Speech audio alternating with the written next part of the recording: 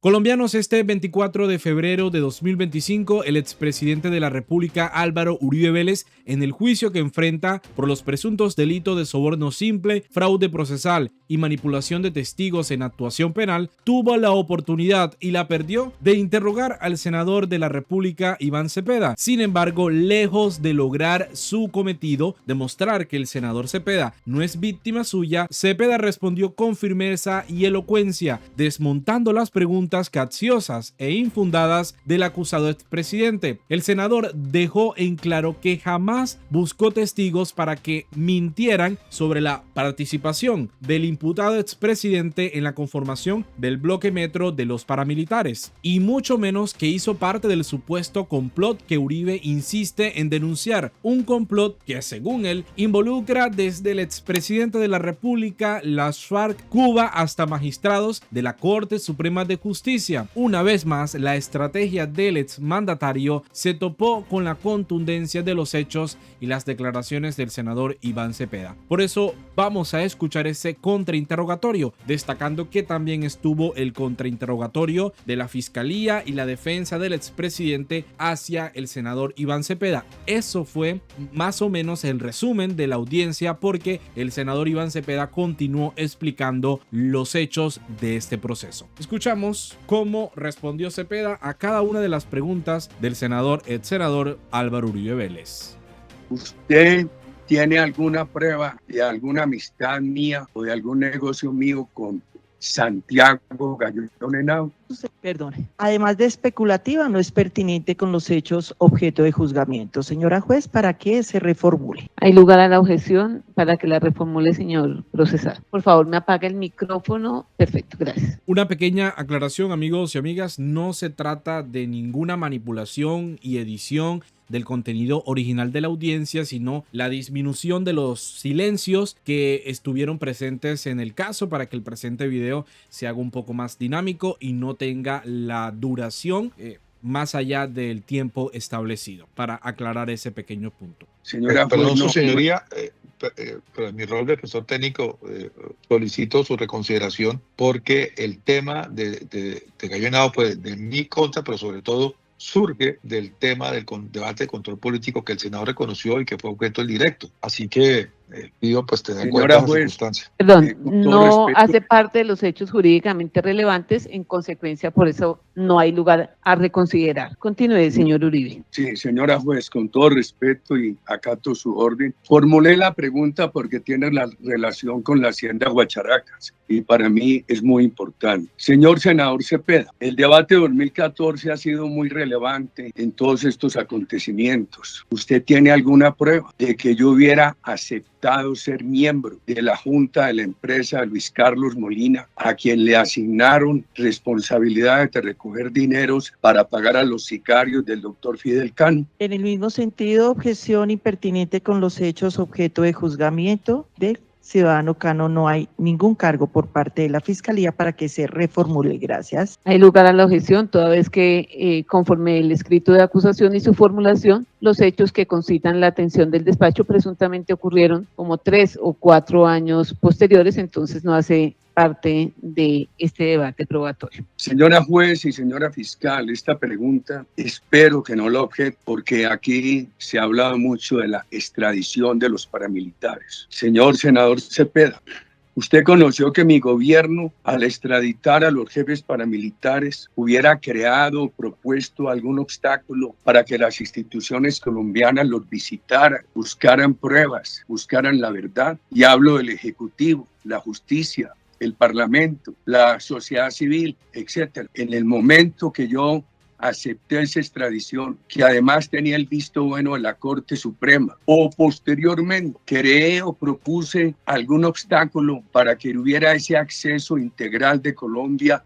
a las cárceles de Estados Unidos. Esto no tiene nada que ver. Su señoría, no por el contenido, sino que es ambigua. Entonces, para que se replantee por el acusado cada uno de los aspectos que concretamente quiere y le conteste el senador. Perdón, señor, la voy a resolver. Aunque fue argumentativa, el señor procesado fue claro en un interrogante. si eventualmente en su gobierno opuso alguna talanquera u oposición para que fueran visitados las personas que fueron extraditados. Responda, señor testigo. Sí, efectivamente el proceso de extradición masiva de los ex jefes paramilitares generó un colapso del sistema de justicia y paz, puesto que el acceso a las personas que estaban siendo, en este caso, comparecientes ante ese sistema, se vio lesionado y traumatizado en múltiples formas. A la circunstancia, a la modalidad, a la manera como esta señora investigadora procedió. En general tengo muchos comentarios sobre la manera en cómo se obtuvo el testimonio del señor Sierra, porque es supremamente interesante que una persona que ya dije esta mañana es confeso narcotraficante, de un momento a otro, 10 años después, a portas de lo que es un recurso o en el desarrollo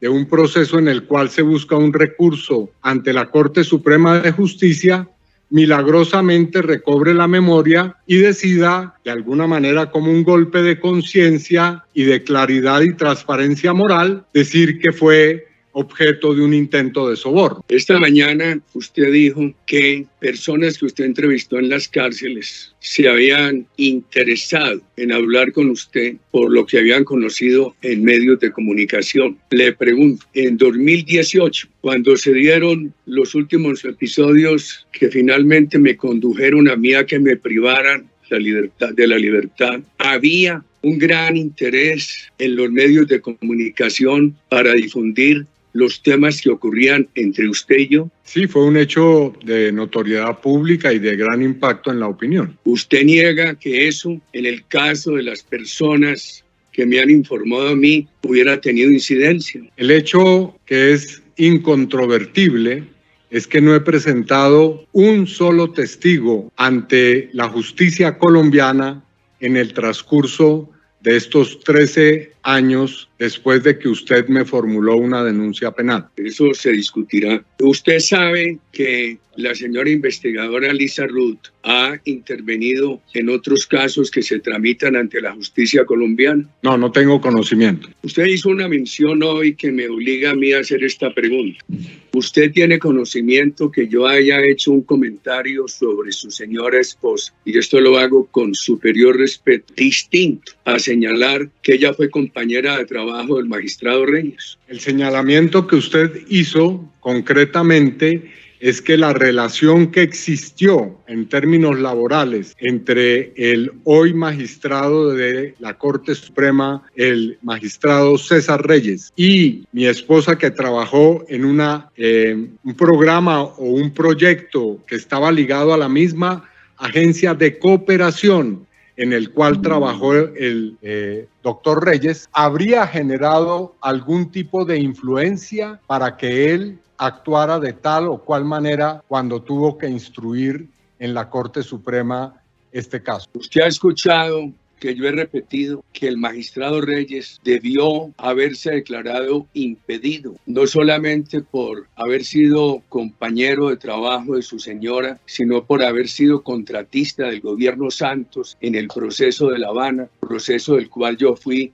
un visible opositor. No es cierto que el magistrado Reyes y mi esposa hayan sido compañeros de trabajo. Lo que es cierto es que en un momento de la vida profesional, tanto del magistrado Reyes como de mi esposa, coincidieron en un programa que tenía múltiples dependencias, múltiples líneas de trabajo, y en el cual simplemente estaban compartiendo una situación en la cual no existía ni un vínculo jerárquico ni un vínculo directo entre ambos.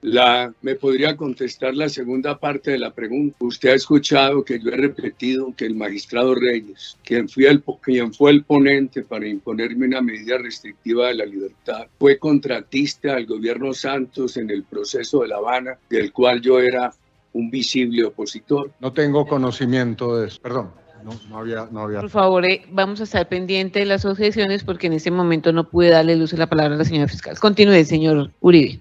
Gracias, señora juez. Usted ha narrado, senador, que ha abordado algunas personas paramilitares, otros presuntamente paramilitares, otros declarados, autodeclarados paramilitares, pero sin que la justicia les haya reconocido esa condición. Mi pregunta es, ¿usted también ha tenido esas relaciones? ¿Le ha dado esa protección? ¿Se ha interesado por la vida, por la situación carcelaria? ¿Ha abogado por ellos en aquellos casos en los cuales no está de por medio el nombre de mi hermano Santiago o mi nombre o la referencia a la hacienda Guacharacas? Como lo he señalado en el comienzo de mi declaración y en otros momentos, mi labor como defensor de derechos humanos se ha desplegado en las cárceles del país en general. He atendido situaciones de prisioneros y de personas recluidas que pertenecen a organizaciones o pertenecieron a organizaciones armadas. También de personas que están en la cárcel por haber cometido actos de delincuencia común y también de personas,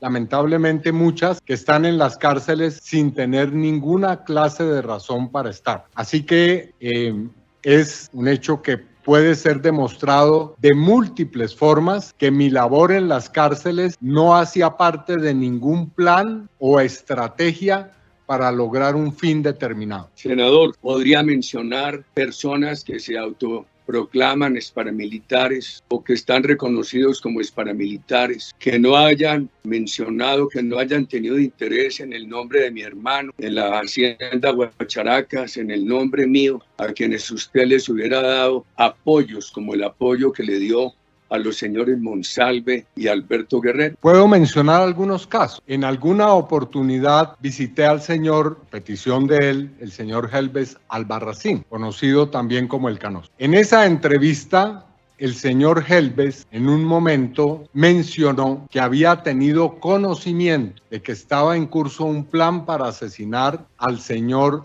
alias Popeye. Señor alias Popeye, para recordarlo aquí, fue el lugarteniente del señor Pablo Escobar. Recibida la información del señor Helves Albarracín, inmediatamente procedí a denunciar ese hecho de extrema gravedad, lo cual produjo un efecto con relación a la protección del señor alias Popeye. Ahora, debo dejar supremamente en claro lo siguiente. Con el señor alias Popeye tuve, luego de que él hizo algunas declaraciones públicas en términos de sus afinidades políticas, discusiones profundas y yo diría que una animadversión muy clara. Pero eso no me impidió actuar de una manera clara para proteger. Quiero hacerle esta pregunta. ¿Usted sabía que el señor Albarracín, paramilitar, conocido con el alias del Canoso, acusó a mis hijos de relaciones con paramilitares? Impertinente, señora juez. Veo total impertinencia con los hechos objeto de juzgamiento y con la anterior pregunta realizada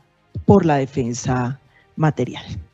Hay lugar a la ¿Puedo hacer objeción. una pregunta del ego, señora juez? Hay lugar a la objeción, no hace parte de los hechos jurídicamente relevantes, como tampoco del interrogatorio directo que formuló la Fiscalía. Continúe, señor Uribe. Sí, le iba a hacer una pregunta, después se la hago a mis abogados, señora juez, para que me ilustren sobre esto, porque lo del Canoso no respondía a la pregunta que hice. Señor senador, cuando el doctor Rodrigo Lara participó con usted en una reunión con Mancuso, usted le presentó un proyecto de acta. El doctor Rodrigo Lara le dijo que eso no correspondía a la verdad, que por eso no la firmaba y que casi se van a los puños. Objeción, su señoría. Esa no forma parte de las respuestas que dio el senador en directo. Es una especulación que se hace de ese evento. Entonces, para su señoría, reformule, toca reformular.